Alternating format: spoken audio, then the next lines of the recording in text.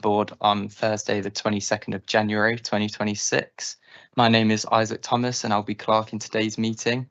As you're aware, the public element of today's meeting is being live streamed and those participating in the meeting have given consent to their inclusion.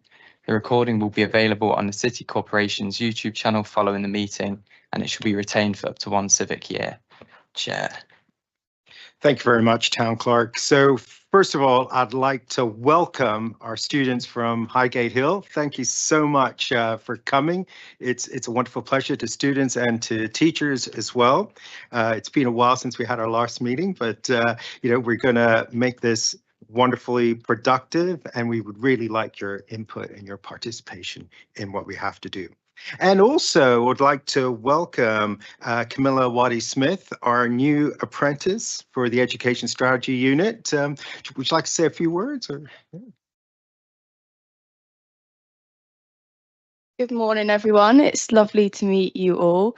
My name is Camilla Waddy-Smith and I am currently doing a business administration apprenticeship in the Education Strategy Unit. It's very nice to meet you all and thank you for having me. Thank you, Camilla. And also, I'd like to give thanks. Our partnership lead for City of London School, Laura Hines, is leaving us. So from myself and from all the committee members, wish to give our thanks for all the hard work and support that she's given the Education Board, and we wish her well. Thank you. Town Clerk. Thank you, Chair. At item 1, we have the apologies. Apologies have been received from Deputy Helen Fenterman. At item 2, we have members' declarations under the Code of Conduct in respect of items on the agenda. I haven't been made aware of any declarations before the meeting, and seeing none, we'll move to item 3, which is the public minutes of the meeting that took place on the 23rd of September 2025. Any comments from anyone? No, we've deemed those as read. At item 4, we have outstanding actions. This is for information on pages 15 to 16. Any comments? No? Okay, thank you. Okay, moving on to item 5, the City Premium Grant 2024 to 2025 update. This is the report of the Strategic Director of Education and Skills, and it's for information. Tori. Apologies.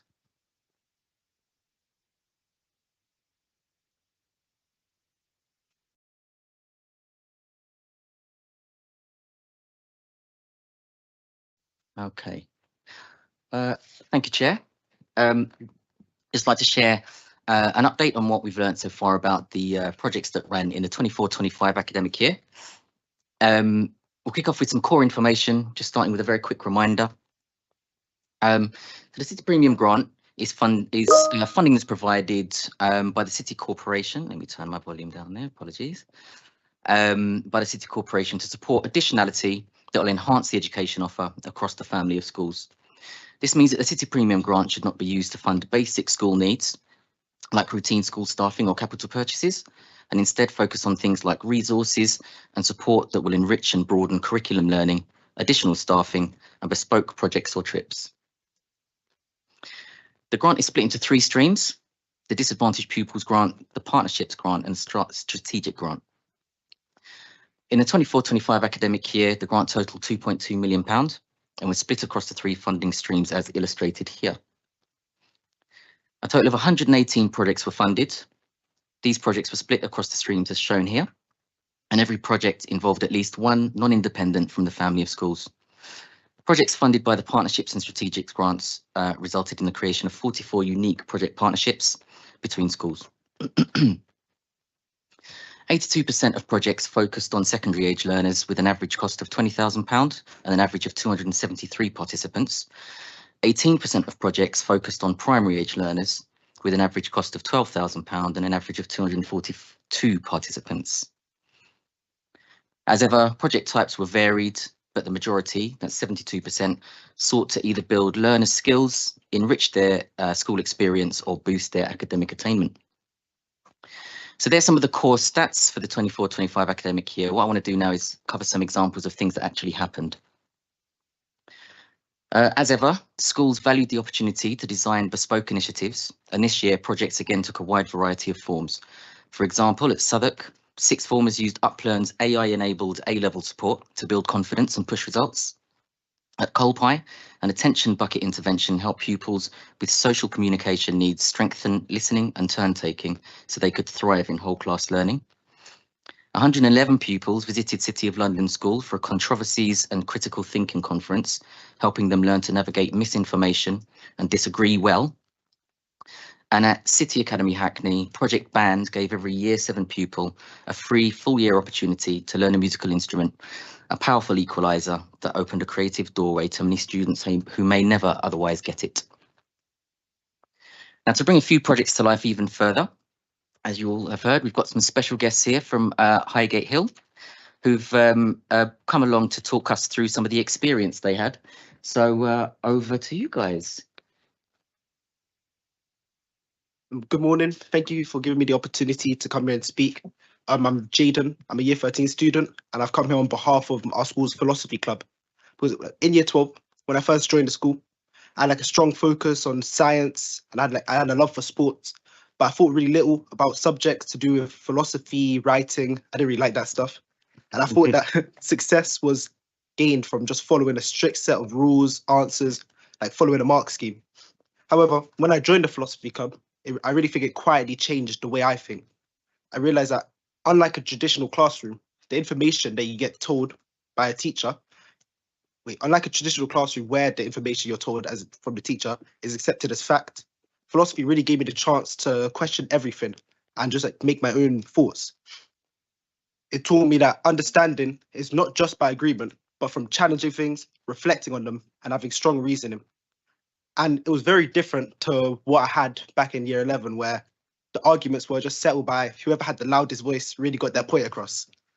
I really learned how to build a strong argument, not by shouting, but by careful listening and responding with clarity. The skills that I learned in this club, though, they really stuck with me just outside of philosophy. It really changed me as a person, and it changed how I engaged in things like part of the debate club or just normal discussion. And I think it's a really important club to have philosophy, because when I joined, and a lot of students that were like me, we really saw philosophy as such a remote and distant upper sector type of subject.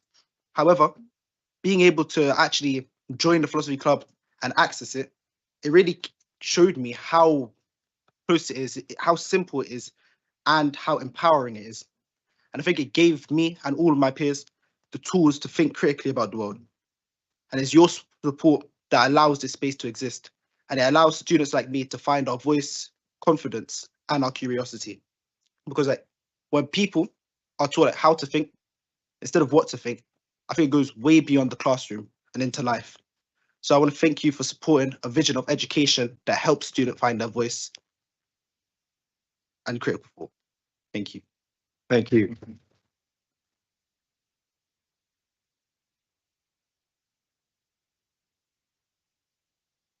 Good morning and thank you.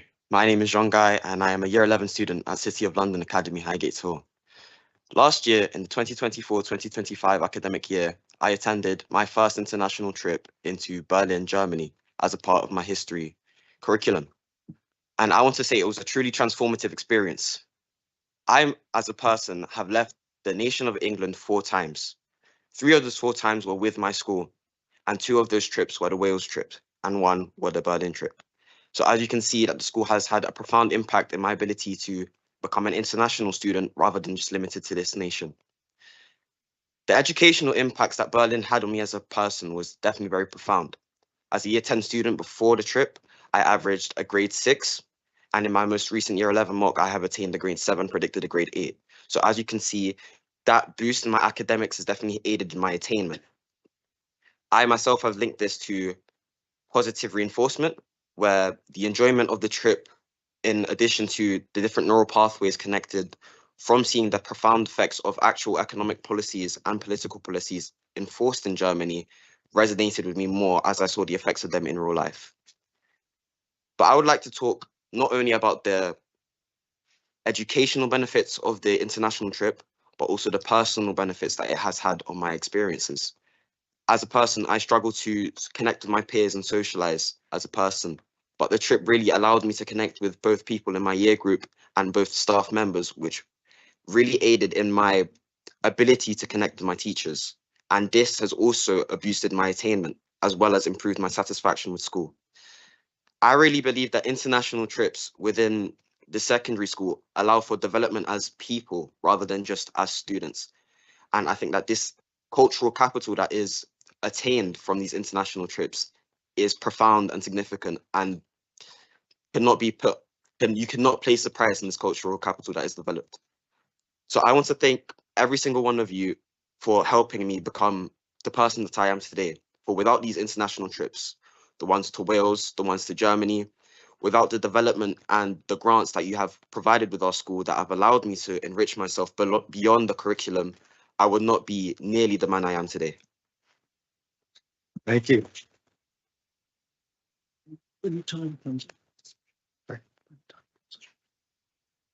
Good morning, everyone. My name is Hafiza. I'm a Year 8 student at City of London Highgate Hill Academy. Before I talk about the reading initiative, I would like to talk about my own reading journey and how Cola Highgate Hill shaped it. During my time in Year 6, I probably only read 4 to 5 books. But as soon as I joined Year 7, I made a massive leap and I read 10 plus books. As a student with 4 siblings, it's really loud at home. So the LRC is like a mini library. It really helps. It's like it's specialized in giving me a quiet enclosure to be fully immersed in reading books I enjoy. However, I would like to move on to different aspects of the LRC. So we have the reading roadmap available for Key Stage 3. It's a reading program where it has a vast selection of books and genres, so it's available for everyone. If you read enough books, you get rewarded, making students have the initiative to read more. Speaking about rewards, after the reading roadmap trip, me and my peers, we had the opportunity to go to the Arsenal Stadium and speak to 3 different authors, which were Nathaniel Lassaw, Alexander Shepherd, and Ross Welford. They told us about their stories, explained, and we did a Q&A asking who helped them throughout their journey and how they start story writing. Moving on. There's been many workshops catered for Year 7s and other years, of course. Last year, we did a workshop with Nathaniel Lassaw, and he taught us how to write stories, and I feel like that really benefits our English language GCSE that we'll be doing in the future. And yeah, and it includes our 2 fusion skills, creative thinking and speaking, since we shared all our stories out to the class. So I think the LRC really benefits everyone, and thank you for funding our reading and all our books. Thank you. Thank you.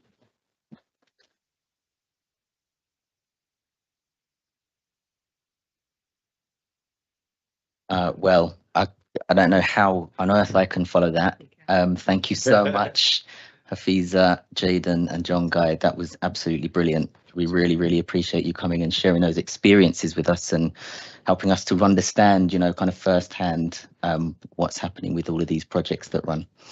So what I'm going to ask you to do is I'm going to ask you, Camilla's going to escort you back over to that side of the room, and I'm going to ask our colleagues from Impact Ed to come over. I just want to say another huge thank you. Sorry.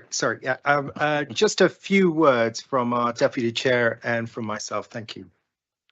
I also want to pay tribute to the 3 young people from Highgate Hill. It was really excellent to hear from you. It must be daunting to come into a room full of people, old people wearing ties and looking all formal, and you spoke with eloquence and confidence, and the content was amazing too. And it's really great that this program is actually helping you, and you see the value of it. And so thank you to you. Thank you to your teachers for coming up with these programs within your school. And I'm sure we could repeat similar appreciative comments about all of our academy schools, all doing innovative and work that is additional to what comes as standard in terms of expectations from schools. I think we as councillors need to listen to the impact that we're making. I know that on the 30th the Policy and Resources are having an away day, and the future of CPG is one of the items on the agenda. So I hope colleagues on P&R will make suitable loud noises, giving exercises. Thank you, Chair of COLAT. Chair. Yes, and to further reiterate, so thank you so much, Jada, Jonga, and Hafiza. You guys are inspirational to all of us and to your fellow students, and a true credit to all your teachers. The passion in which you delivered your speeches was absolutely amazing. All I can say is when I was your age, I barely said a word. So I am so thankful for you to take the time, and for your teachers to give you the time to come and show us how important, you know, the city premium grant is in terms of funding these wonderful activities which you've all participated. So round of applause. Thank you.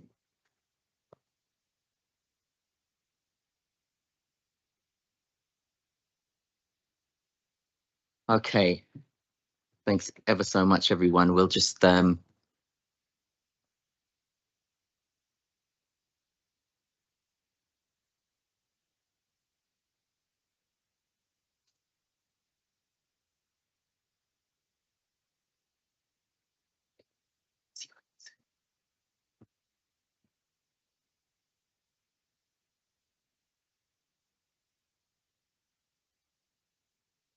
okay, so we've heard and seen some of what happened, but what difference did it make? That's the thing that we want to talk about now, is what difference all of this made. So to talk through some of this, I'd like to introduce Nina Vefea and Dr. Lauren Valera from our evaluation partner, Impacted. And that will stretch to there.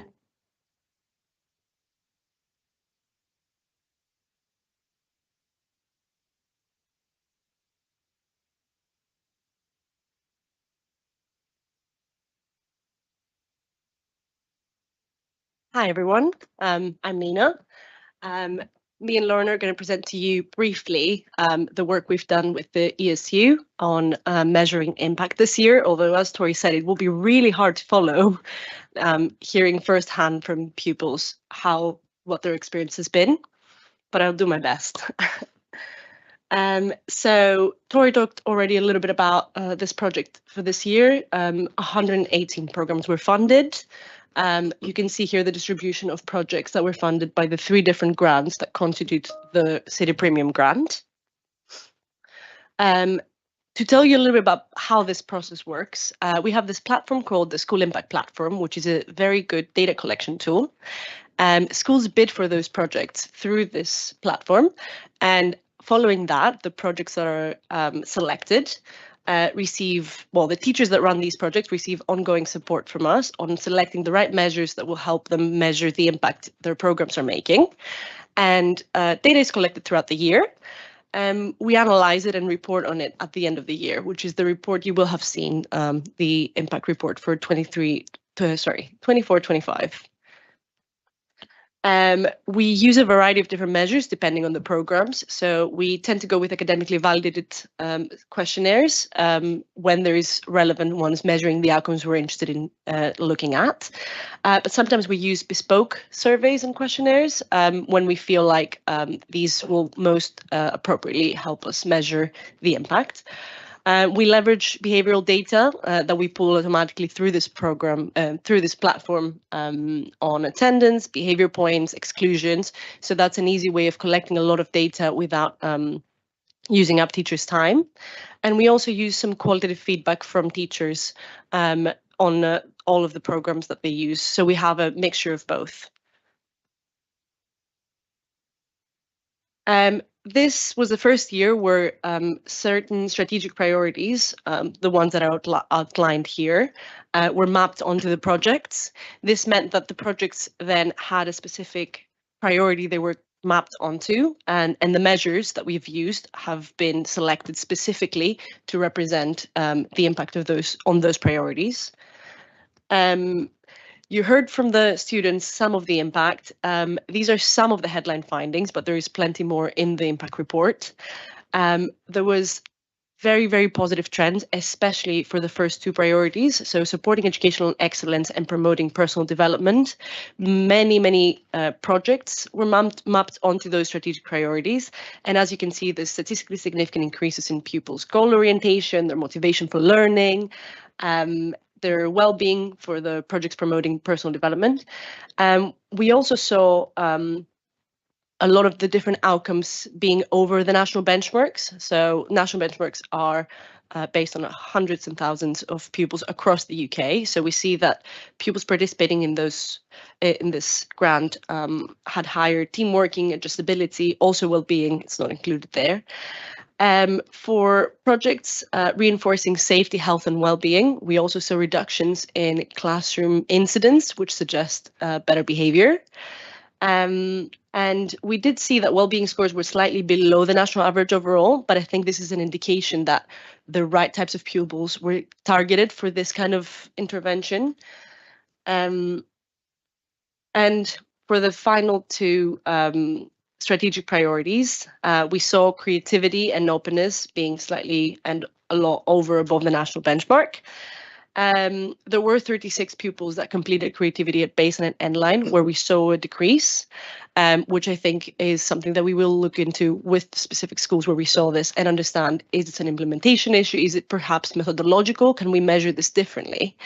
And finally, for the projects that were improving employability, while there weren't as many projects that were mapped onto that priority, the trends that we saw for those projects were very positive.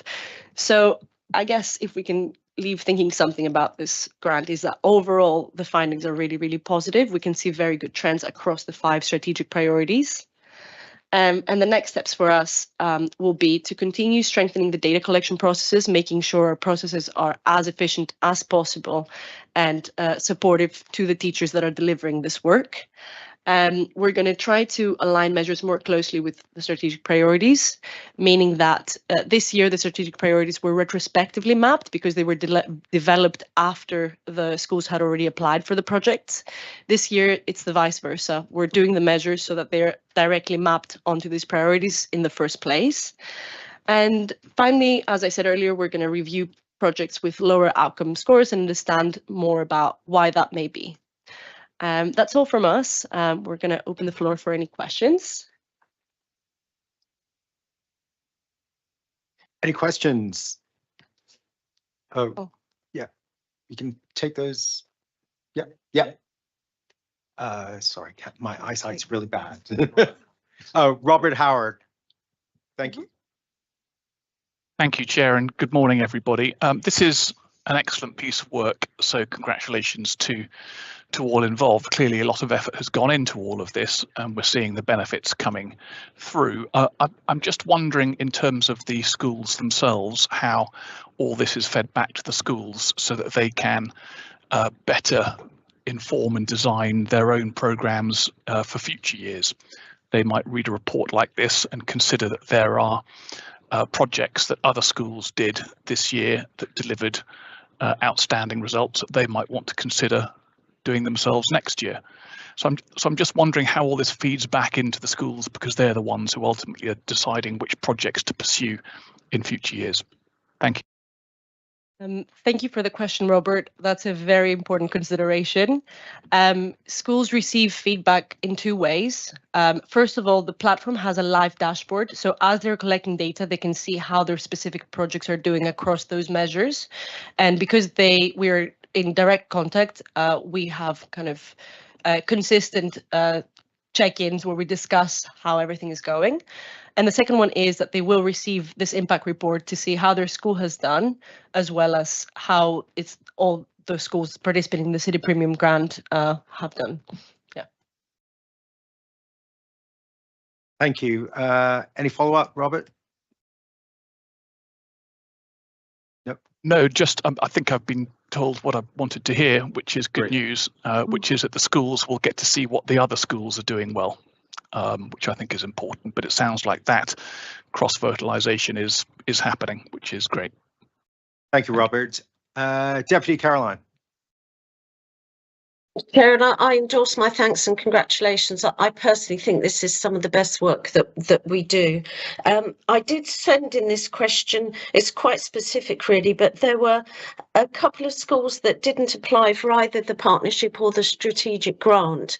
I'm not so concerned about CLJS, but Islington and Hackney didn't appear, as far as I could see, cross-matching the various graphs, that they had been involved in either the strategic or the partnership areas. So I just wondered what sort of reasoning there was behind that, and if there's any follow-up, or will they get priority in the next cycle? Thank you. Sorry. Thank you, Deputy Haynes. Yeah, it's just a byproduct of the way that appendix has been formatted, which I can change next year. Although Hackney and Islington are not named as receiving funding from the partnerships or strategic grant, they did participate in projects in both areas. Projects in these two pots have to include multiple schools, so activity does end up engaging all of the schools. The applications are submitted by a lead school, though. So what you see on the list are just the names of the schools that had submitted the application and that the award was sent to. But the money goes through to that lead school, and then it's shared through the group for the project. Thank you, Tori. So it would definitely be helpful to have that information as to who the lead school is and then where the onward funding is. That makes sense. You're going to do it next year. Thank you. No problem. That's great. Any other questions? Yes, Jane. Slightly technical one, and my apologies if I've asked it before. The 18% of projects that were for primary schools, is that proportionate to the number of students in primary and secondary across the family? Largely speaking, yeah. There are far more secondary age learners, but I can give you the exact. I can send the exact numbers through to if you'd like, just so you can see how the tracking works. Yep, thank you. No problem. Yeah, if you could send that to everyone, that would be helpful. Right. Any other questions? Sorry, James. Good morning, all. Sorry I can't be there in person. I was going to say, great work once again. In terms of the data we're collecting, how can we better utilize the data to help us understand any key drivers for success, and how could it inform future grant support or infrastructure we provide for this? That's a good question. I think that's something that it is organically that has been happening over the course of the last few years. This has been a journey going from the system not existing at all through to where we are now. So it's quite a big difference, but absolutely, every year there's the opportunity for improvement. And I do completely agree with what you're saying, that there's a real kind of opportunity for some added value in being able to get projects that sit outside of the ring fence of the City Premium Grant to benefit from the learnings that we have from these projects. So I can come back to you on that one with more detail when we've kind of got something in place. Steve. Thanks, Jack. Yeah, a couple of issues for me. I mean, one, when we're saying that there's an impact on some of these projects, I'm not quite sure how we can isolate the impact of what these students are doing from everything else they're doing in the schools. So I'd be interested in your view about that. I've got a second question, but it's not aimed at you, it's aimed at Tori. So do you want to answer that one? I'll come back if the chat lets me. Yeah, it's working. That's a very fair question. I think you've correctly identified that the design of this evaluation is not meant to showcase causal impact. It's very much a monitoring and evaluation where we're basically checking, is any of those projects or all those projects, the way they've been grouped, causing any, like, is there any problem in where we see? That's why we use the national benchmarks as well. So we see how the participating pupils are doing compared to other kind of programs that other pupils may be receiving. So I think what we're trying to do here is not say this program led to this outcome and this program led to that outcome, but say, out of all of those pupils, are they doing well? Are we seeing very positive outcomes after this academic year? So we're basically trying to bring them out of the entire kind of group of schools that may be participating. I think also just add in terms of the benchmarking, because the samples are so large, they are representative. And so when we think about research in general, we want to have a really meaningful comparison. And so a benchmark of that size in nature means we know overall we are comparing like with like. If we wanted to go another level, then we'd be looking at something like a randomized control trial, which we all know in practice is very difficult to do within education settings. So I think this is really nicely balancing the sort of practicalities of delivery and reach across the schools, but with the level, with the sort of the benchmarking and the pre-post surveys, we are confident this is giving us enough information about the impact data overall. But of course, if we want to go a little bit deeper, then we'd be looking at a causal evaluation and something like a randomized control trial.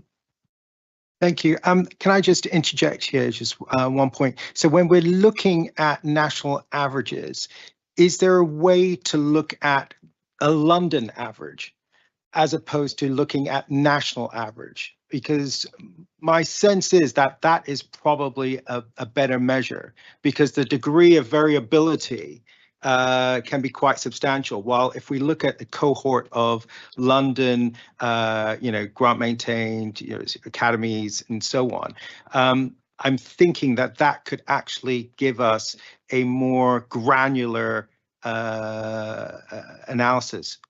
Yes. Is that something that we could potentially consider? We can do that in the following round of evaluation. Okay. And I think that's a very, very good idea. Okay, thank you. Steve, you had a second point. Yeah, so some of the feedback I get from some schools is the cost in both time, well, maybe time in terms of the schools, but also we are providing some money to COLAT to help us with the transactional arrangements about when schools are bidding, but for the partnership and strategic stuff. And I'm just wondering if we can have a look at how we can reduce some of that. And I suppose part of it is also, if people are putting the effort in, what is their chance of them actually succeeding? So I don't think you told us how many projects were bid for that were unsuccessful. But I think we just need to give that message over to schools that we're trying to make it as easy as possible for them to engage. Understood. Yeah, I think so that is a big part of the role that that the partnerships coordinator plays.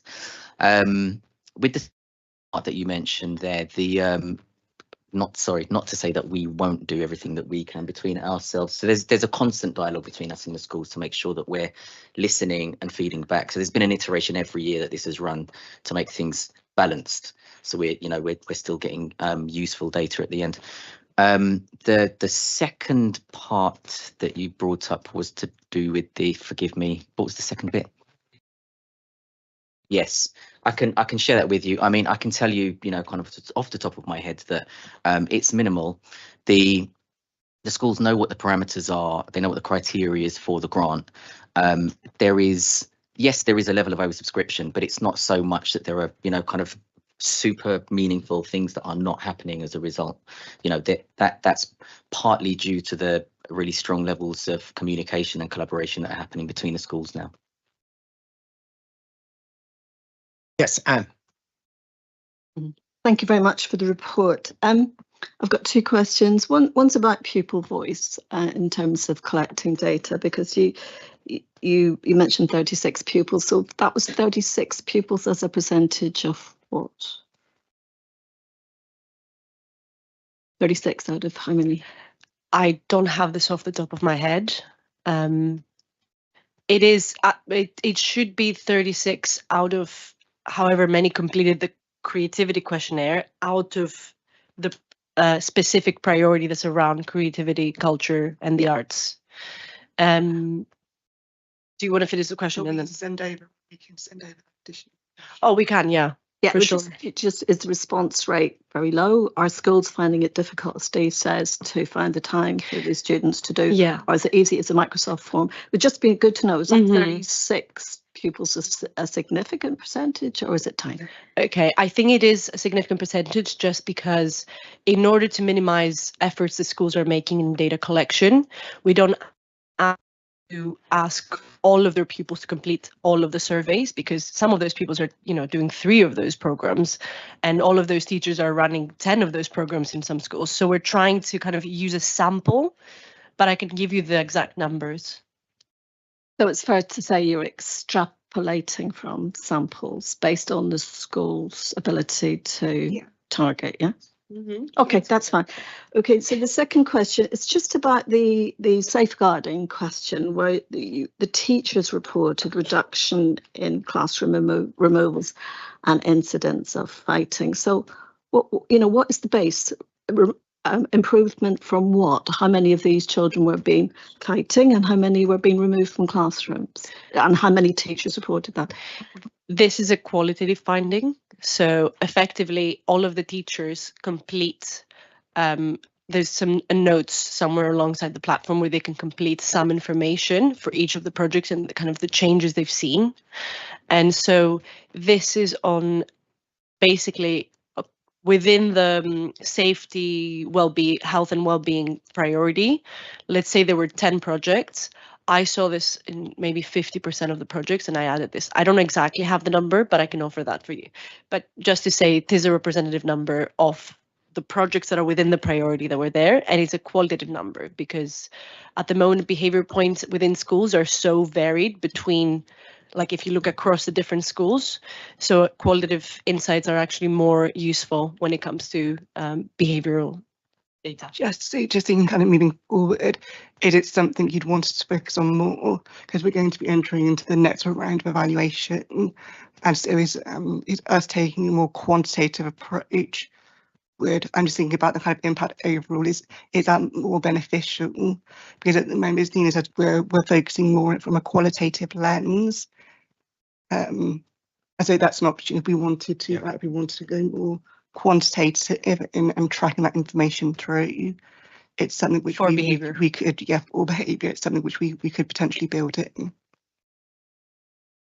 Corey, do you want to? Yeah, I think that's totally understand the point and where you're coming from. I think this is the ever never-ending dance between the qualitative arguments for qualitative and quantitative feedback, and I think it is always going to be about trying to be responsive or be reflexive to work out what the right place is in the middle to find the right balance.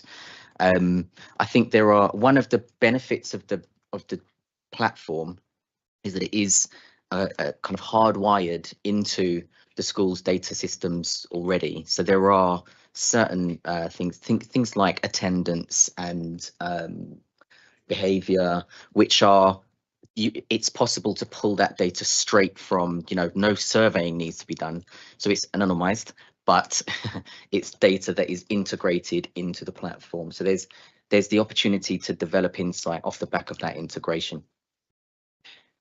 I'd just like to say also that I think having a quantitative element is going to be crucial in the process. So, for example, we see the projects, we see how much is spent, and we see the outcomes.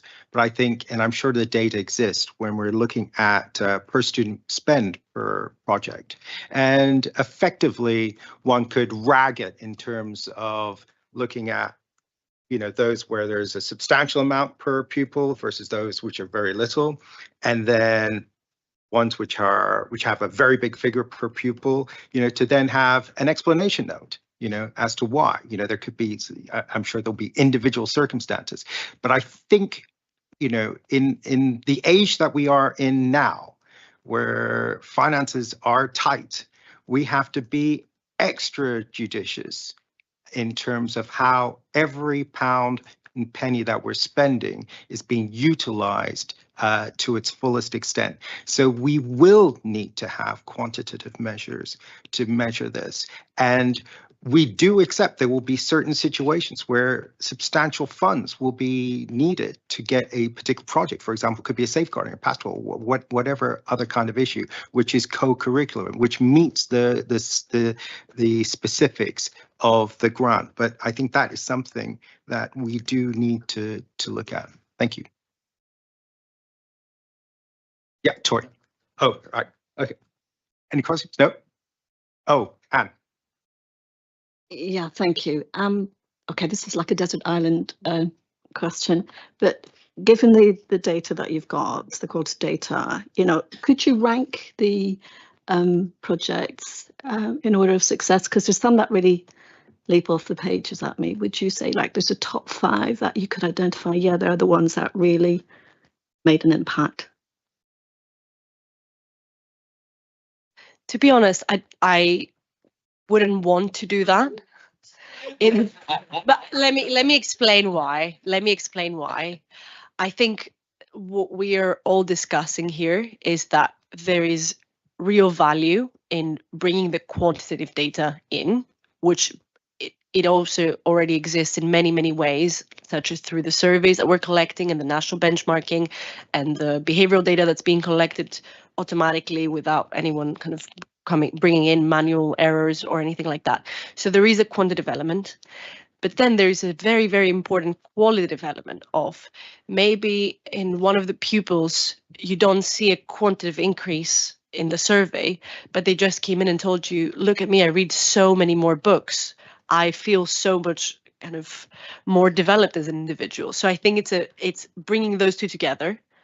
And I think sometimes it's a very subjective decision. When we see especially when we see so many positive results across so many projects, it's a very subjective decision which one you say works a little more and a little less. And it's more about where do we want to take the City Premium grant rather than me choosing it's this. Yeah, I would, and just to add to that, and also just to caveat, so I'm a quantitative researcher, so I'm very into the numbers. But just thinking about that comparison, so now, based on the way the projects are currently running, so different measures chosen by different schools, I think if we wanted a comparison across all of the schools, we would need to be using a consistent measure, which would mean we would all need to collectively agree this is the one outcome that we think this is the one thing we should be improving through this programme. And so we can definitely take that conversation, but it would just mean we would be trading off. Yeah, we'd be trading off a little bit of the bespokeness in terms of the schools, because at the moment they are making the decisions around, I want to measure these sets of outcomes, and they're not mutually exclusive. And so we could still give teachers those choices overall, but then in addition, we would have another outcome, which would be our main outcome we would be measuring. And then you could do exactly what you said, right? And we can look at the comparisons across schools. So I think we're definitely moving in the right direction. We all have, as Nina says, we all have a lot of quantitative data. And so this is really a conversation around what do we want to do next, which I think, again, from a quantitative perspective, is very exciting.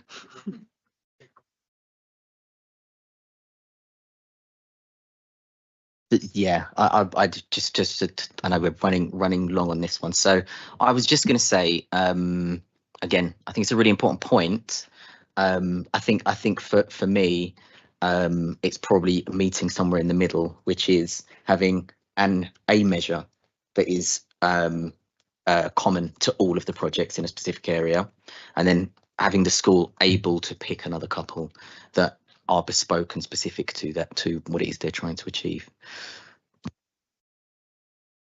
Yeah, just really quickly and more broadly, and again, with apologies if I haven't understood the Corporations Committee processes sufficiently here, but what is the future of the capital project grant currently? Just I can say that at the moment, our understanding is that the City Premium grant will, subject to members' approval of the one of the following items, will our understanding is that is expected to be in place again for the 26-27 year, but that's all subject to members' decisions. Thank you. Thank you. That was a very detailed discussion on this. I'd just like to say, you know, the work that Impact Head has been doing is absolutely amazing, absolutely fabulous. And a lot of effort has come through with it. We do need to, as Tori mentioned, we do need to get that balance between the quantitative and the qualitative. I mean, we can see the impact of the qualitative when we had those Highgate Hill students coming in. I mean, it is absolutely amazing. But we also need to get down to the details, right? And this will help to inform other members of the corporation in terms of the impact of what the value for money for what the City Premium Grant and the other charity funds funding is giving to our organisation. Okay, Town Clerk. Thank you, Chair. At item 6, we have the mentoring update. This will be a verbal update, but for members to please also note that the City Corporation mentoring project will be considered at item 22 in the non-public session. Thank you, Jelani. Thank you, Chair. This update provides members with a brief overview of the progress on the City Corporation's mentoring initiative, now formally branded the Step Up Mentoring Project. Since mobilization in September, the program has moved steadily towards live delivery. Volunteer recruitment launched in October, supported by the introduction of the Step Up branding. Interest has grown strongly among corporate organizations, with 34 prospective mentors in the pipeline, and 2 cohorts have now completed full safeguarding, care-aware, and trauma-informed training. Recruitment is temporarily paused while they focus on mentee referrals. Work with local authorities has been a key focus. The London-wide referral pathway was established in October and is now live, with several authorities preparing to submit referrals from January. OMG Education has also secured funding to relaunch an employability program expected to bring in additional young people to the program. Alongside this, core compliance reporting governance structures have been developed, supported by regular project management meetings between the ESU and OMG. We anticipate that live mentoring relationships will begin in Q1 2026 once sufficient referrals are secured and matched with trained mentors. A fuller update, including timelines and referral numbers, will be shared at the next Education Board meeting. Thank you, and happy to take any questions. Any questions? Thank you, Jelani. Thanks, Town Clerk. Thank you, Chair. Moving on to item 7, London Careers Festival update. This is another verbal update from Jamie Hannon, I believe. Good morning. Thank you, Chair. So, partnerships with the foundation of the London Careers Festival when it began, Livery Schools Link, Apprentice Futures from the Stationers Company, and City of London Corporation combined existing initiatives into one amplified effort, the London Careers Festival. The London Careers Festival provides multiple opportunities for young Londoners from primary age through to sixth form to explore career possibilities with city businesses. It is the place where young Londoners discover the possible. Now in its 8th year, we are celebrating a bumper year for partnerships and collaborations, and here are some examples. So returning partners include Project Skills Alliance. It's a collection of professionals from top firms such as Atkins Realis, Jacobs, Gardner and Theobald, Rolls-Royce. They're expanding their involvement to include more workshops and a bigger presence at the expo and the showcases for primary and secondary. Young Professionals is getting even bigger this year. It will take over the entire Guildhall complex on Friday the 6th of March to welcome 1,200 sixth formers interested in finance, law and STEM careers. The Green Skills Hub returns and is fostering its own partnerships now, hosting their Green Careers Day with E.ON and the Institute of Sustainability and Environmental Professionals. Some new partnerships include Gresham College, bring top names in their fields of maths, science and medicine to explore the possible career paths with some table mentors too.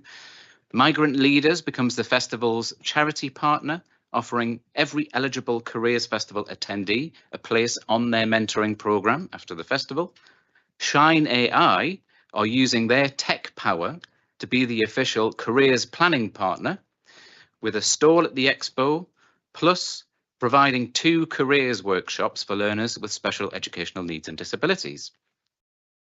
And finally, and possibly the most exciting this year and fruitful partnership, has been working with the Lady Mayor to secure around 20 businesses, including KPMG, EY, AXA, Schroders and Bloomberg, that will open their doors and welcome young people to their offices as part of the Lady Mayor's City Insights Days, a new initiative brought forward by Dame Susan Langley, and it's hoped an initiative that could continue in future years.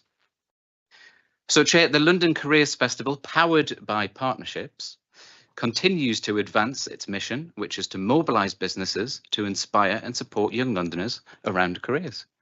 Thank you. That's great. Any questions? Deputy Chair.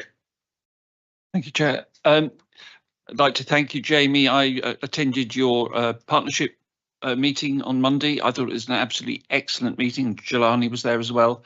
I think you're doing some amazing stuff.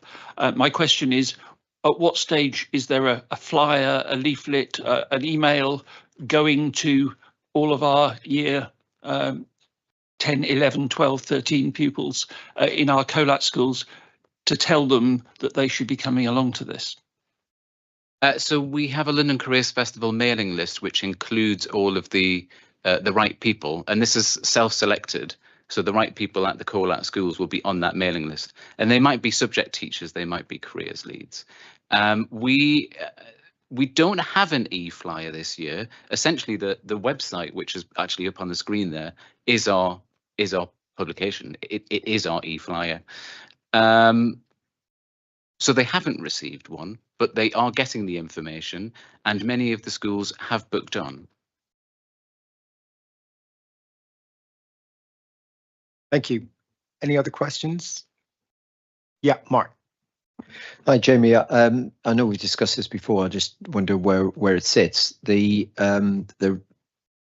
What we were hoping to do at some point, and from a wider London perspective, is to encourage employers who are come to the careers fair to engage with the Futures for All work experience finder, to put things like Inside Days on their provision from businesses. So I don't know whether we did talk about whether every employer we're contacting, whether they could get onto that platform, which actually I think is going to be a game changer for London. Certainly it's something which the GLA is taken up at a very high level now, and also we've spoken to Susan about as well, and Keith Bottomley is also taking a view on.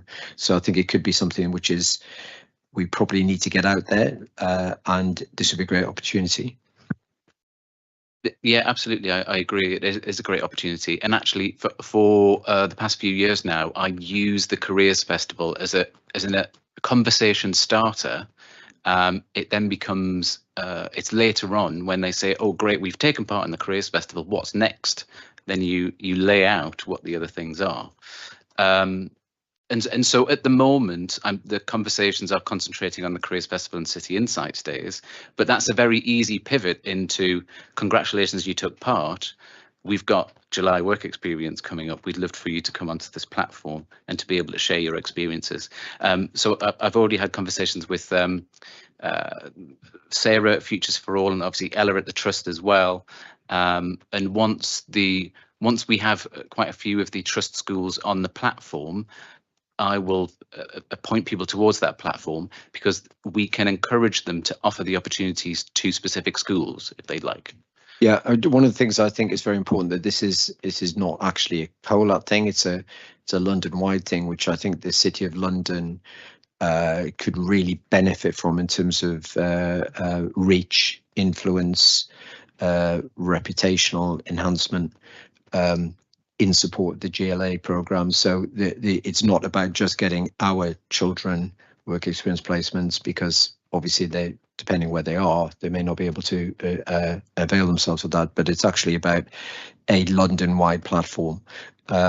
So I think it is, like I said, I think it and it's actually a nationally available platform as well. And I think they're doing something in Manchester to try and frame it as a Manchester platform. And we are hoping that London is going to frame it as a London platform as well. It's all free as well to employers and which is great. Yeah, and school. Yeah, that's good. Thank you, Jamie. So, Jamie, congratulations to you and the team. This is fantastic progress, working with a wide range of partners, and especially, thank you to the Lady Mayor in creating those opportunities for our students. But what I would like to say this, and this is to every school which is part of our family of schools, that this is a fantastic opportunity to let our students within our family to come to the Careers Festival using the different opportunities and workshops, because it's from that initial meeting, that spark of curiosity which gets triggered, which will then enable and encourage our students to then, and as Jamie was saying, the next step, how do we find those opportunities? But unless we can strike that spark of interest, whether it's from our staff communicating it to our students or our students directly, we strongly recommend, people have worked very, very hard on getting this festival off the ground and making it better and better year on year, that our family of schools, take advantage of the opportunities available at the Career Festival. Thank you. Town Clerk. Thank you, Chair. We now move on to item 8, update on City of London Corporation's adult skills education and apprenticeship. This is for information. Good morning. This report talks very briefly about the pre-apprenticeship programme that's delivered by the Apprenticeship Academy, part of the Academy's Trust. It also mentions the COLD HR team, who delivers the recruitment and selection of apprentices on behalf of the internal managers and their departments, a brief mention. It provides a summary of the types of internal apprenticeship training that is delivered. It looks at what it provides at levels 2, 3 and level 4, and in which training areas. And the report provides a summary of the training outcomes of those individuals. It also mentions the internally trained apprenticeship achievements and some of those progressions into a range of employment areas, many within the corporation. Any questions? I'm perfectly happy to take on the paper. Any questions? Any questions? Oh, Caroline. Thank you, Chair. It was again just one question that it's quite specific that I'd sent in advance, which was around whether the Apprentice Academy was looking into funding and external funding, and how that was fitting into the wider drive towards external funding for some of our operations. Thank you, Chair. Thank you. Mark. We're not looking for external funding at the moment for the Apprenticeship Academy per se. what we are looking for is support in work experience placements. That's the first point of call. We've got very few work experience placements, and we don't want there are some core principles about setting up a provision like this. One of them is size. One of them is locality. I mean locality in the sense of education locality, that all the children are aware that it's a COLAT provision for COLAT schools, and therefore they operate as if they're still in school, in their home school. So I think that we don't want to expand out of that. What we are doing, though, is we are modelling, and interested parties are coming to look at it to see if similar hubs could be set up in other boroughs or other groups of schools, so that the expansion is not about COLAT expanding the provision, but other people replicating and taking the core principles which have been so successful for those children, and taking them into different environments. So that's the way we're looking at it, but it's only for 20 children. We have to remember that, and so the ability for us to sort of leverage high amounts of external funding for that will be probably quite limited, I imagine. Caroline? Thank you. No, that's very helpful. Thank you. Thank you. So, Mark, just a follow on from that. So, in terms of the funding arrangement with the city corporation, is there ensured funding? Because my understanding is that that is going to end. Is there? It's due to end the year after this, and we probably be looking at, well, we have already underwritten the idea that the schools will support the full funding of it. We are looking at the costing of it as well. We may want to look at some additional year-on-year funding for maybe some of the additional activities they do beyond the curriculum, some of the mentoring programs, but we are not looking beyond next year. And we have always had a 3-year programme end for that particular part of our provision. Obviously, if the Education Board thought it was really important and wanted to continue doing that, we're not going to say no to that. Thank you, Mark. Any other questions? Town Clerk. Thank you, Chair. We now move on to item 9, apprenticeship levy spend update. This is the report of the Chief People Officer, and it's for information. Good morning, everyone. This is just to talk about where we are progressing with the apprenticeship levy and the uptaking of apprenticeships. But just going to briefly talk about the upskilling of existing employees, but how we're also increasing the number of apprentices that we're bringing new into the organisation. So as an organisation with more than a £3 million pay bill, every organisation has to pay 0.5% of their salary pay bill into the apprenticeship levy. As an organisation, our current levy pot sits at just over £1.8 million. Now that may seem an extreme amount for a levy, but in over the last 12 months, we actually spent just over £1.3 million on training for apprenticeship levy. And to put that into a bit of perspective, as a monthly contribution, we're paying just over £107,000 goes in. We are actually spending £116,000. So we are actually spending more than we're paying in, which means that we're not actually returning any money to HMRC. So if we don't use anything from the levy pot over 2 years, it goes back to HMRC. That 2-year levy is actually going to be changing from August. So after that, it will be 12 months and then HMRC will take the money back. The good news is we have not actually returned any funds for 30 months now. So I can't see any issue with us losing money in the future. So that's kind of where we are with the levy, and that's a really good position I feel the organisation's in, and it is thanks to all the managers that are supporting as well. So the levy is spent on, like I say, the upskilling and new apprentices. So the corporation funds for 100 apprentices throughout a year, so it becomes a roll-on basis. We have 100 apprentices at the moment. And because they only are level 2 and level 3 apprenticeship, it is a lower pay grade, lower salary for the apprenticeship training. So just out of the £1.3 million that we spent last year on apprenticeships, just over £300,000 went to the centrally funded apprentices. So that was to support the level 2 and level 3. The good thing as well, at the moment, 67% of our apprentices are finding employment within the organisation. There are a number of apprenticeships that unfortunately we can't continue to support through further development, and that tends to be the open spaces, so zookeepers, and also arborists and horticulturists. The teams just don't have the facilities, but that gives the apprentices the credits they need to maybe go back onto university, or especially with zookeeping, they can then go into a bigger zoo. And it's a fantastic opportunity. Just slightly off that, but one of our apprentices recently secured a 6-month placement working with sloths. And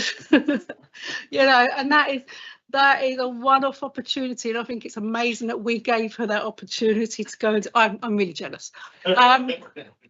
But yeah, so we do support where we can, and we do make it clear we can't always take zookeepers on.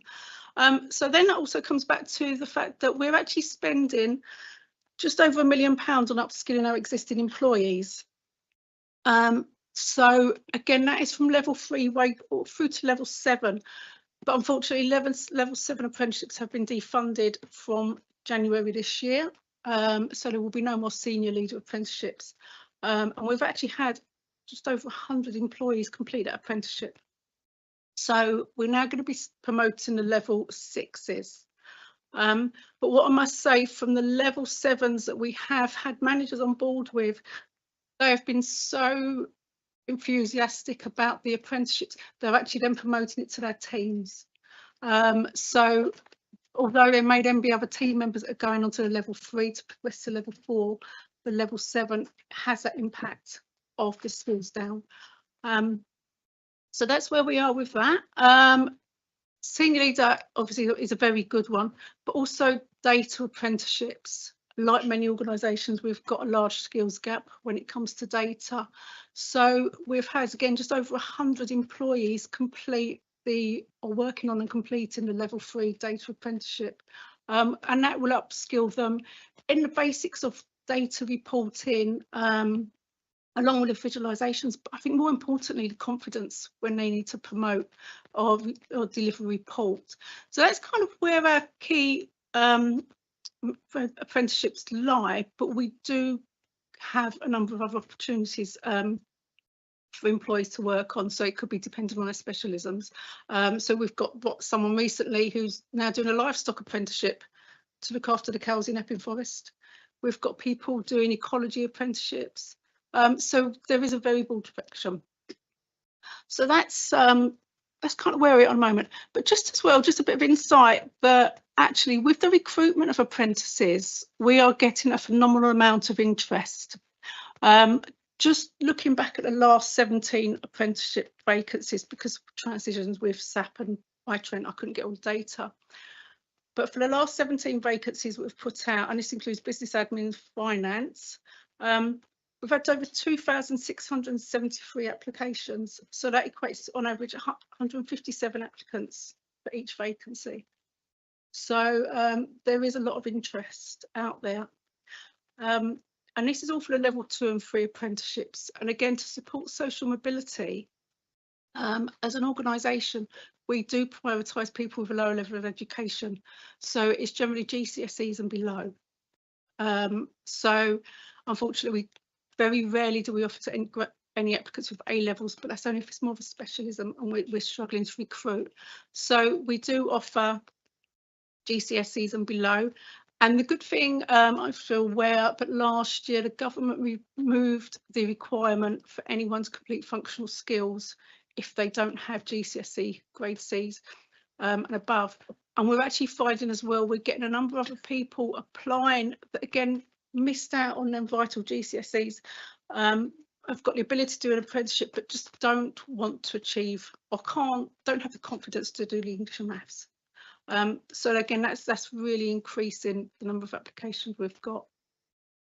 So that's just a summary of where we are with apprenticeships. Is there any questions at all?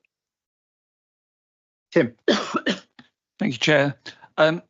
Thank you very much for this report, particularly the verbal report. Actually, I think said quite a bit extra on top to the written report. One of the things when I first saw the written report, I thought, yes, apprenticeships are getting created, and there are people new into work, through these apprenticeships, which is absolutely fantastic. And then the thing that raised my concerns was talking about upskilling existing staff, because there have been reports and there's been narrative from central government about some firms, perhaps even some firms in the city, who have been using their apprenticeship levy for CPD and for non-apprenticeship skills and training for their employees, rather than the fundamental thing of creating apprenticeships. But what I hear more perhaps from what you're saying is that we've got some entry-level apprentices. We've also got other ones higher up in terms of skill levels, but they are almost all genuine apprenticeships. It's not just we're using this money to pay for CPD. No, thank you. I think that's a really good message, and perhaps next time we say it, we should say that, as a gold star on the front. Thank you. Any other questions? Yeah, thank you so much for this report. Could you also inform us, so Barbara mentioned that it's coming from the L&D program, but how do you publicize the apprenticeships? Thank you. So we advertise on the City of London website.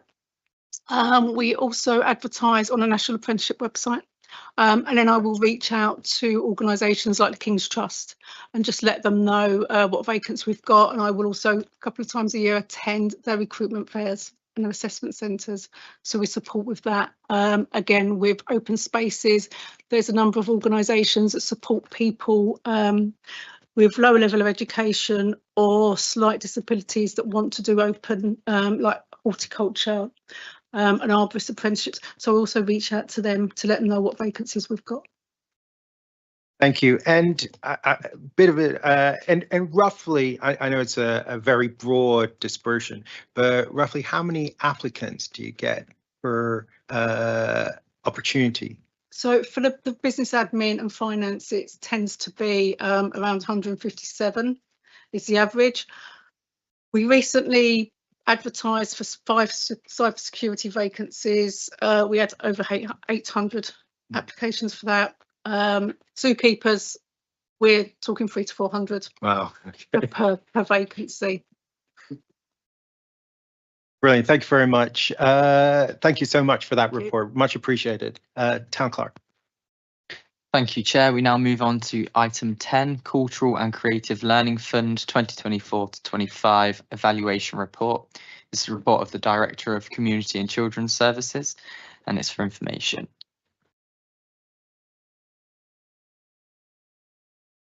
Thank you, Chair. This paper presents the evaluations from the second year of the City of London Corporation's Cultural and Creative Learning Fund. A few numbers for you. The fund funded 11 projects this year at a cost of £182,276 and reached out to 5,645 participants. Every one of those 11 projects was evaluated individually, but there were some themes that came out that are in the report, but that I just wanted to pull out for you today. So all of those can be found in Appendix 2, but just looking through some of those themes, what seemed to really provide a huge amount of impact, multiple points of engagement. So projects where it wasn't a one-off experience for the young people, where they were having those multiple touch points with those cultural organisations seemed to have the greatest impact. Likewise, projects that encouraged engagements with families and communities, anything that could turn a sort of schools audience into a families and community audience, really seemed to have that kind of long-term impact. A really good example of that was at St John's Gate, their gardening club. They worked with a hyper-local school and saw parents bringing children who had been part of that gardening club through school, bringing them in for some of their free holiday activities, and hearing from those parents that they didn't know that that stuff existed until they had been brought in as part of that club. Cultural access and autonomy, young people really having the opportunity to explore their cultural organisations that they were visiting and having that agency and autonomy. So the chance to speak about their feelings, their responses to a piece of art, for instance, and getting to do that in the space was seen as really valuable. On one particular project, the young people were actually let to look round Keats House before they were then taken on a curated tour. So their first experience of it was led by them, as opposed to them being kind of told what to see and what to think about each individual object within that organisation, and that seemed to have a really profound impact. And finally, projects that included an element of CPD. So projects where the teachers accompanying the pupils were given that extra support, were given resources, were given that training to then be able to carry the learnings from the project on beyond the life of the project itself. As you can see from the full report, there was many more impacts across all these projects, but those were some of the themes that really came out and that we're going to be looking to incorporate into the criteria for the fund for future years. So thank you, and I invite any questions. Thank you, Caitlin. Tim. Thank you, and this perhaps ties up to the comments you were making earlier, Chair, about value for money and the cost per project. Now, for the past few years, I've chaired an educational foundation that gives away grants to schools and young persons organisations, and we have a sort of formula when we evaluate a project that doesn't just say how many pupils, because the number of times, the duration, the number of hours those pupils will put in also is a factor. Because if it's a one-off, you're just taking them to the theatre, that's just a one-off. Whereas if it's a summer-wide programme where they're coming in for half days every week, you've got to take that into consideration when just looking at the numbers. But looking at the table on page 111 in my pack, and I know that some packs are too offset from the numbers, one of them really stands out because it follows Furniture City Makers, where the cost per participant is £6, and it precedes Gresham College at £18, and it's for 15 pupils, the cost per pupil £1,285, which seems what I'm not getting from this table is, was it because they were doing 120 hours and that's why it was so vastly expensive compared to all the other projects? And it's how do you evaluate on maybe on Naresh's red, amber, green, the value for money, and to help us understand why it actually did cost quite so much, unless what's actually hiding in here, and on that particular project, the one on page 127, it almost looked like we're funding some core costs in there, and we're hiding core costs and therefore the cost per participant.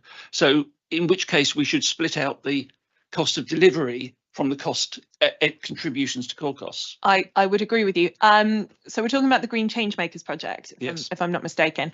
And that project did work with a smaller number of pupils. Each of those pupils had engagement with that project over a 2 to 3 month period. So it was sort of more extended than something like the Future City Makers, where they had an enormous number of young people, but each of those young people were coming along to sort of one event. So in comparison there, I agree with you that the cost per pupil on that particular project was particularly high.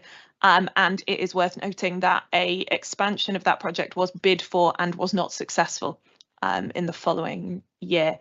The other thing to highlight actually with the Green Changemakers project, and it was brilliant, and the work that they did was great, and it was specifically with Highgate Hill. So all the pupils who participated in that, though a smaller number, were all COLAP pupils. But yes, we do have a part of the judging criteria when we get the bids through is essentially value for money per pupil interaction. So it's not I do wonder sometimes if the amount of money sort of per pupil doesn't give the whole story, and that whether we need to, in our evaluation next year, perhaps ask them to give us amount of money per interaction as well. So yes, we can sort of per unit of learning. Yes. And to come up with some measure so that you can actually say, well, yes, this was quite expensive, but yeah, the amount of learning, the amount of development that the young person got was vastly more than, as you say, there were ones with huge numbers of people, but it's only a short thing. Yeah. And so thank you. Any other questions? Oh, Jane. Yeah, just quickly, thank you, Caitlin, very interesting. I can just check, is it the delivering institution that makes the application, so Keats House? Yes. And have they already talked to local schools about it before they? In most cases, as part of the bid, they will suggest which schools they are looking to work with, which schools they have spoken to. In a few instances, I've also had emails from those organisations once they've got the funding saying, could you make an introduction to this school? And we're there as a sort of constant point of dialogue across the year. But in most cases, the schools, the cultural organisations will be coming to us having already started some conversations. Okay. Just very quickly, how many are successful versus not? That amount is kind of growing. So this was obviously an evaluation of the second year of the fund. I think on that particular year there were only 3 projects that we didn't fund, whereas last year, or the last round of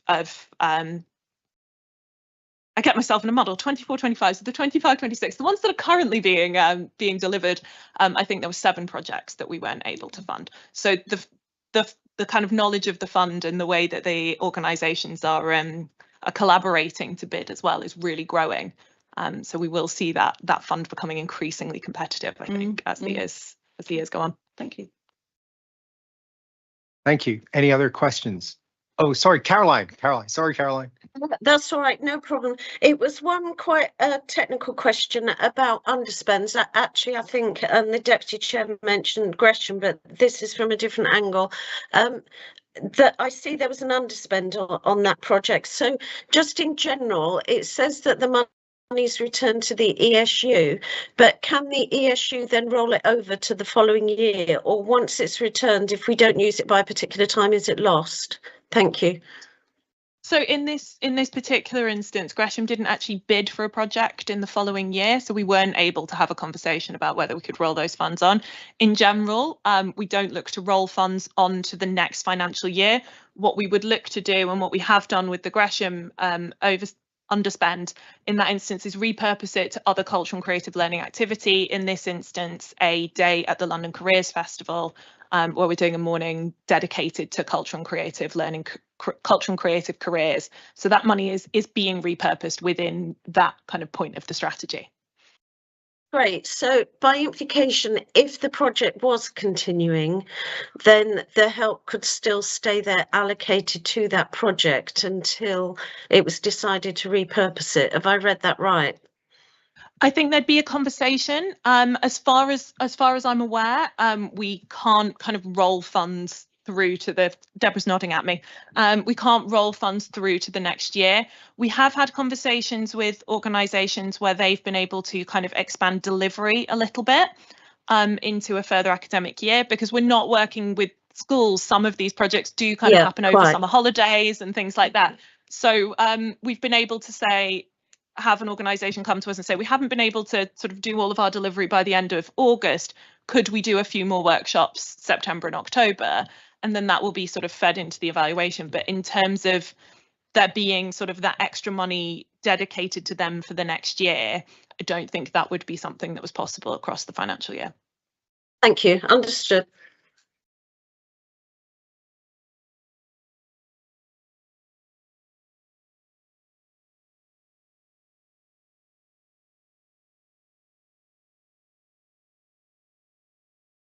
Town clerk. Thank you, Chair. At item 11, we have the revenue budgets for 2026-27. This is a report of the Chamberlain and the Executive Director of Community and Children's Services, and it's for decision. Thank you, Chairman. Just to say the overall budget for 2026-27 is as set out in the summary table on page 153. with total net expenditure of 3,191,000. That's a movement of 30,000 over the previous year for the reasons set out in the report. The only thing I wanted to add, just for complete clarity, so that because it was just mentioned earlier, this budget for 26-27 does include the continuation of the City Premium Grant as previously discussed. Happy to take any comments or questions. Thank you. Any other questions? Any questions? No, thank you. So this is for decision. Agree. Thank you. That's passed. Thank you. At item 12, we have the Education Board Budget Monitoring Report 2025-26, period 9. This is the report of the Executive Director of the Community and Children's Services, and it's for information. Chairman, yes, for information, and the report just shows that as at period 9, our forecast is that the budget will be on budget. And happy to take any comments or questions.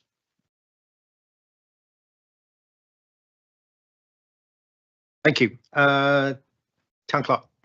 Thank you. At item 13, we have the Education Strategy 2024-29, Year 1 update. This is a report of the Strategic Director of Education and Skills, and it's for information.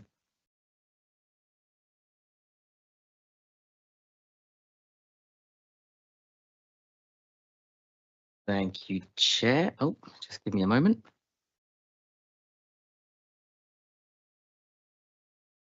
Let's get my slides on screen. Okay. Thank you very much, Chair. So just like to take a few minutes to share a quick overview of the first year of delivery against the City Corporation's education strategy. As you know, there are 5 priorities that sit at the heart of everything that we do. Our ambition is to, they support our ambition to champion outstanding education, encourage lifelong learning and drive upward social mobility. So the Education Strategy Unit delivered a broad first year programme against the education strategy.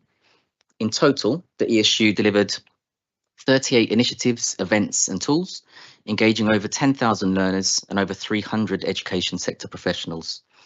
In parallel, the ESU managed the funding and evaluation of a further 130 projects through the City Premium Grant, the School Visits Fund and the Cultural and Creative Learning funding, engaging over 46,000 participants. Overwhelmingly from schools in disadvantaged areas, I should add. Participant feedback tells us activity across priority areas has helped educators and learners build advocacy for healthier choices and outdoor learning, build personal confidence and fusion skills, engage more deeply with culture, creativity and the arts, improve their understanding of the workplace and career pathways, and benefit from educational enhancement through events, grant-funded projects and strengthen collaboration across the City family of schools. Teachers have shared their appreciation for the wide range of opportunities provided throughout the year, telling us they're hugely valued and that their learners gain a great deal from taking part. Activity for our supporting educational excellence priority combined grant management, events delivery, inter-school collaboration, research and stakeholder engagement. The City Premium Grant funded 118 improvement-focused projects, with 89% of them reporting positive outcomes. 2 research projects generated interest across the wider education sector, central government and the academic community. Guildhall-based events provided a range of unique experiences for learners and saw over 10,000 attendees, with 86% reporting events were beneficial to them.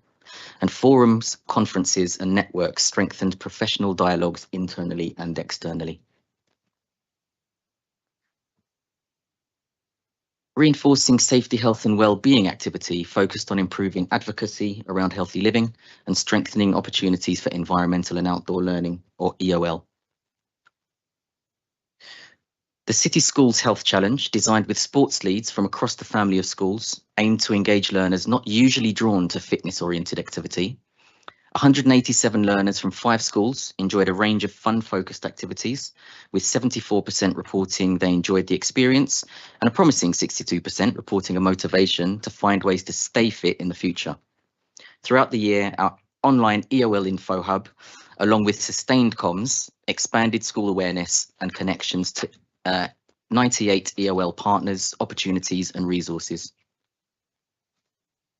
Embracing culture, creativity in the arts activity continue to broaden access to high quality creative and cultural enrichment for City Linked learners.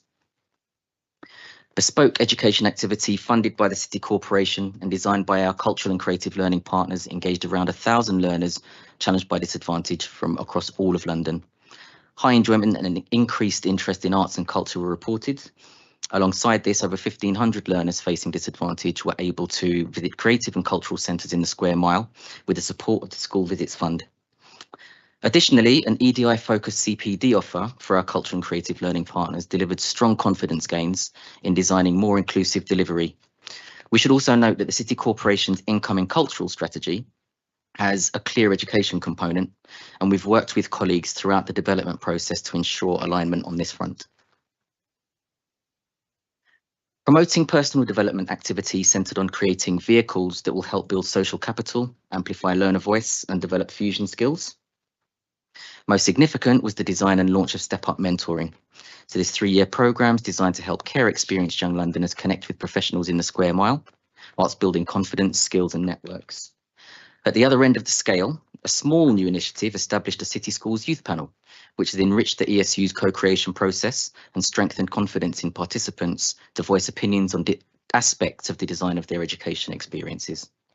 Additionally, a personal development pilot programme demonstrated short-term skills gains, but highlighted a need for redesign to encourage longer-term change. And finally, in improving employability, we had an emphasis on careers exposure, connections, and clearer pathways for learners.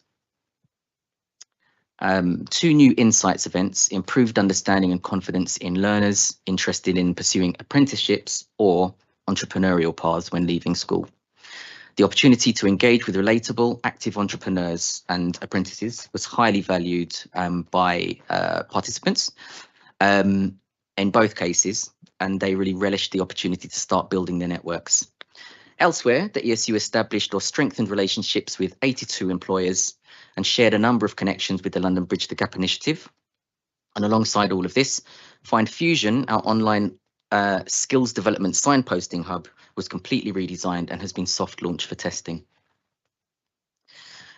Our work in the first year of the new strategy resonated with the government's recent curriculum and assessment review, which calls for a broader, more balanced education that equips young people with the knowledge and capabilities they need for work and life, alongside strong inclusion and engagement. Looking forward, key learnings will shape areas of focus in the year ahead. These will include strengthening connections between areas of activity, as Jamie alluded to earlier on, enhancing evaluation to capture longer-term impacts, deepening positive outcomes for learners through redesign and refinement, further widening reach to learners facing the most challenge, and further expanding our networks and collaboration with educators, creative partners and employers.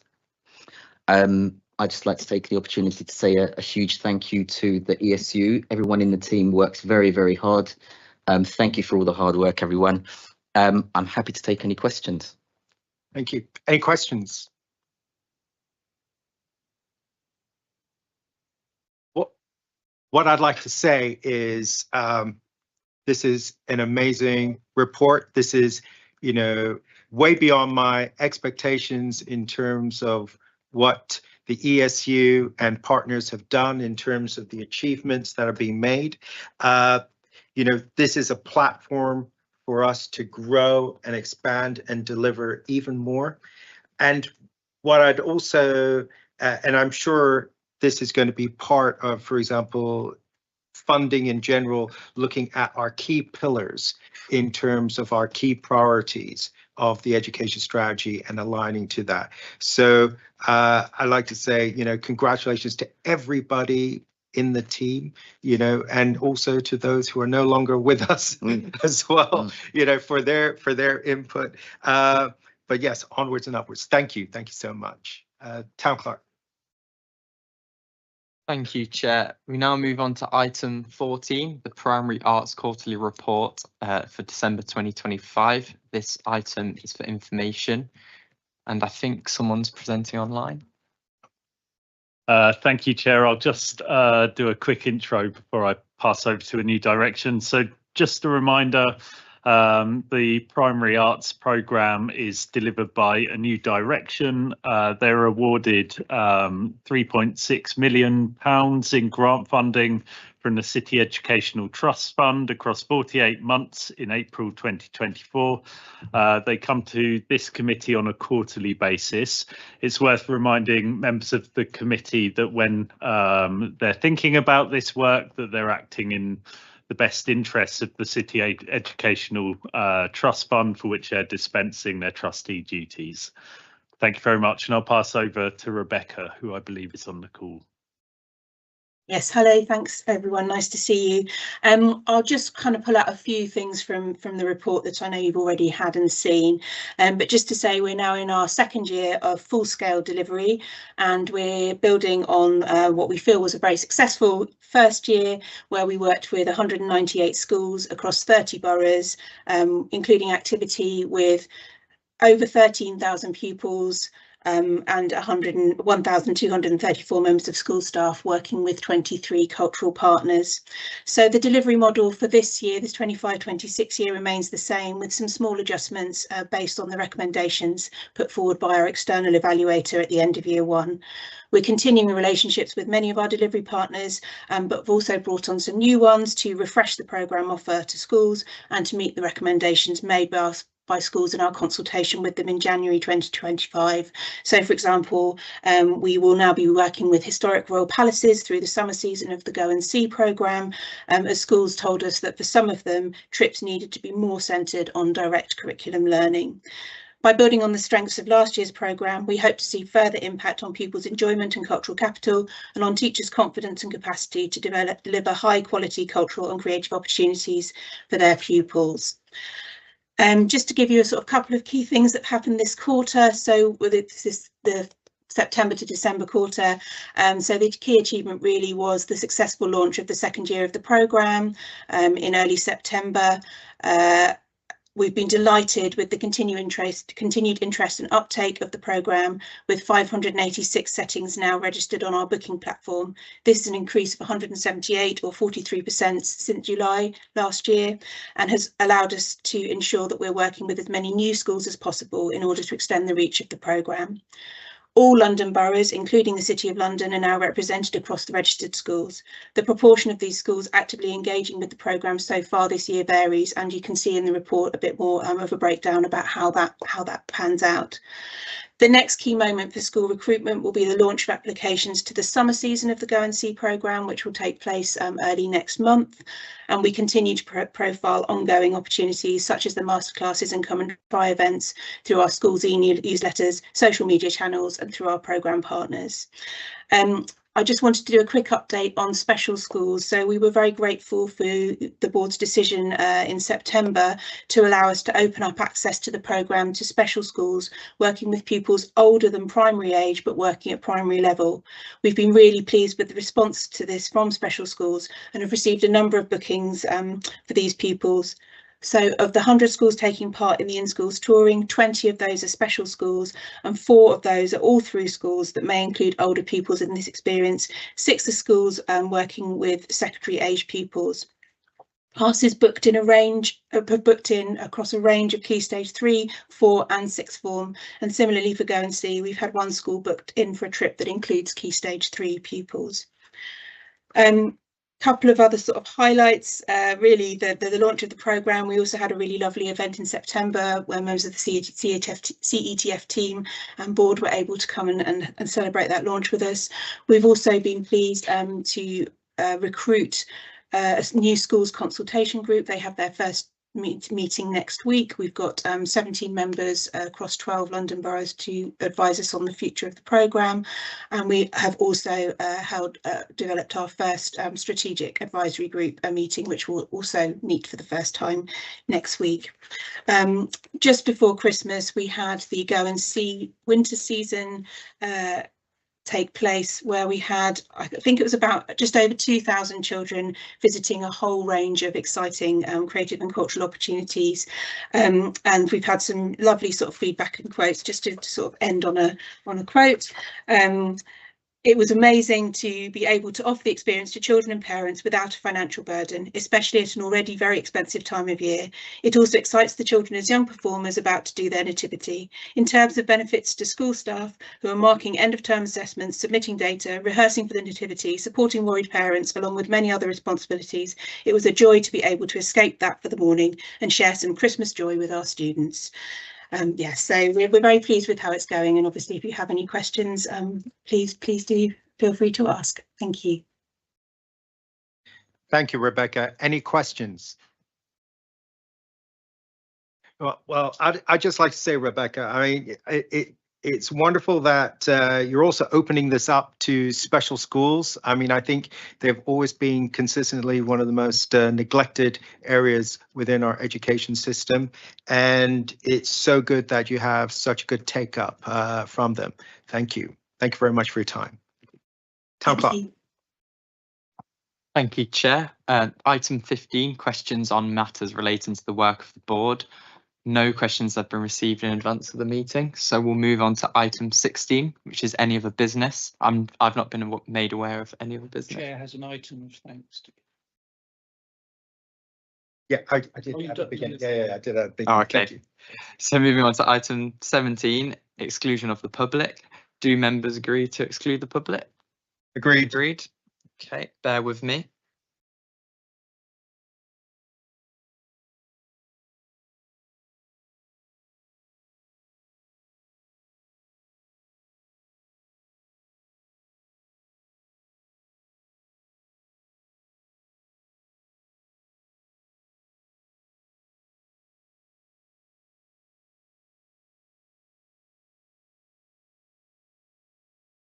The live stream's ended. Yep.